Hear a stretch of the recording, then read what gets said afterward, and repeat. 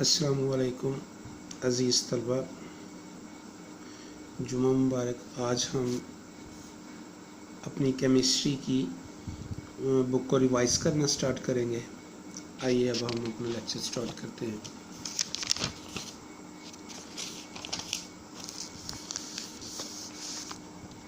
Page number 2 पे आ जाएं। यहाँ पर है इंट्रोडक्शन। अज़ीज़ तलबा, जो क्वेश्चन हम आज स्टार्ट करने लगे हैं ये बेसिकली एक्सरसाइज में नहीं है, लेकिन ये बहुत ज़्यादा बोर्ड में भी आता है और ये बुनियादी क्वेश्चन भी है।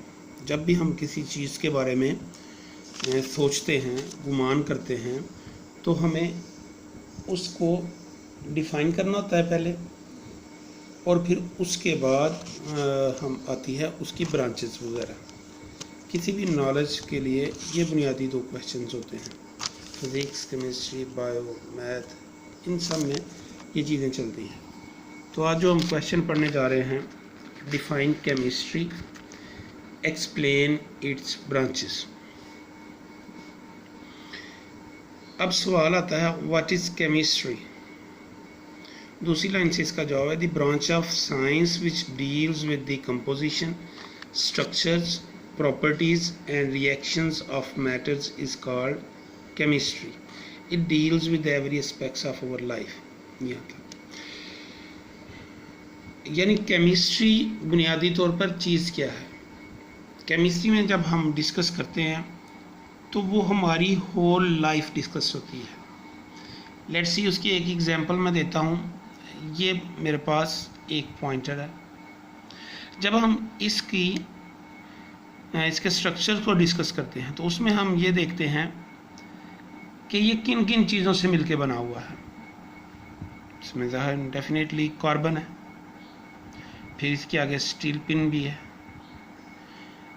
दूसरा सवाल अराइज होता है जब हम इसको डिटेल डिस्कस करना चाहते हैं कि इसके अंदर कौन सी मिकदार कितनी है। जैसे इसमें ग्रेफाइट भी है, इंक वगैरह जो है, और कार्बन भी है, स्टील भी है, और भी दूसरे केमिकल्स होंगे, तो उनके तनासब को हम डिस्कस करते हैं। ये तमाम चीज़ें जब हम डिस्कस करते हैं तो ये बुनियादी तौर पर केमिस्ट्री का हिस्सा है। जब हम ये देखते हैं कि इंसानी जिस्म गोश्त पोश और खून का मुरक्कब है, तो इन चीज़ों में हम देखते हैं कि कितने % इसमें हमारे जिस्म में ब्लड है, और ब्लड की जब हम मज़ीद केमिस्ट्री को फाइंड करते हैं तो उसके अंदर हमें प्रोटीन, लिपिड्स, ये वो हर चीज़ का अलग-अलग डाटा फाइंड करना, ये सब डाटा हमें केमिस्ट्री ही प्रोवाइड करती है। नेक्स्ट आ जाता है branches of chemistry. Physical chemistry. Physical chemistry is defined as the branch of chemistry that deals with the relationship between the composition, physical properties of matter along with the changes in them. जब हम किसी physics के ऊपर बात करते हैं, physique क्या है। लेट्स सी, कोई चीज़ है लिक्विड हालत में है, हम कहते हैं ये लिक्विड हालत में है, इसकी क्या करैक्टरिस्टिक्स है। जब गैस के फेज़ में होगी तो इसकी क्या करैक्टरिस्टिक्स है। जब ये सॉलिड फेज में होगी तो जैसे मैं सिंपल बात करता हूँ, ये स्टीम भाप है, गैस हालत होती है तो वाटर, लेकिन जला देती है। उसके बाद लिक्विड फेज में पानी अगर ठंडा है तो वो ठंडा का एहसास देता है, अगर वो गर्म है तो भी जला देता है।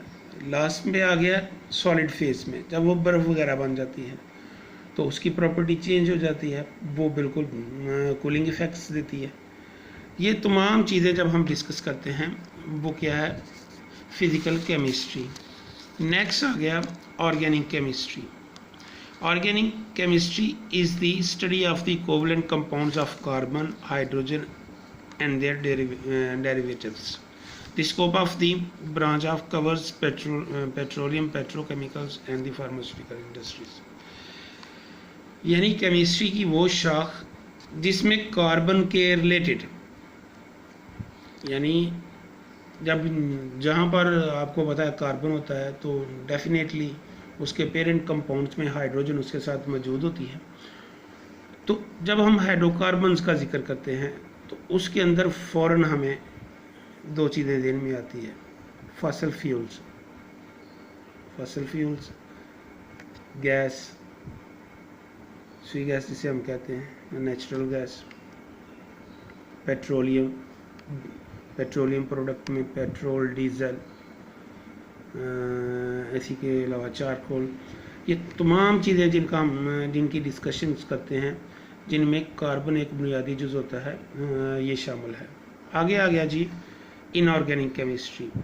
अब organic chemistry the study of organic compounds of hydrogen and carbon, और इनऑर्गेनिक में इसके अलावा हाइड्रोकार्बन्स के अलावा जितने भी एलिमेंट्स हैं, जितने भी क्या उसे कहते हैं मुरक्कबात हैं, उनकी स्टडी जब हम करते हैं वो इनऑर्गेनिक स्टडी में आते हैं। इसके अंदर ये glass, cement, ceramics, would work, metallurgy, ये तमाम चीज़ें आ जाती हैं।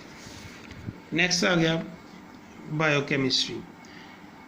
The chemical reactions in living organisms, जिंदा जानदारों में जो भी केमिकल रिएक्शन है, इसमें क्या चीज़ आती है। लेट्स सी, हम खुराक को खाते हैं, उसके अंदर से हमें एनर्जी हासिल होती है, ये भी वो खुराक की डाइजेशंस, ये भी हमारे पास केमिकल रिएक्शन के अंदर। इसके अलावा पौधों का सूरज की रोशनी में ग्लूकोज वगैरह बनाना, ये भी एक केमिकल रिएक्शंस है जिनको हम स्टडी करते हैं। तो ये सब लिविंग थिंग्स में होता है। इसको बायोकेमिस्ट्री से लेकर प्रोटीन्स और फैट्स तक, और लास्ट के ऊपर इसका स्कोप है, इसका स्कोप में मेडिसिन, फूड साइंस वगैरह सब शामिल है। इसके अलावा बेटा ये ऑर्गेनिक केमिस्ट्री यहाँ से लेके यहाँ तक था, और फिर लास्ट वाली लाइन है और इनऑर्गेनिक केमिस्ट्री कंप्लीट है। उम्मीद है कि आपने अपने लेक्चर को एंजॉय किया होगा। ये हाफ क्वेश्चन किया आज हमने, हाफ इंशाल्लाह हम कल करेंगे। अस्सलाम वालेकुम।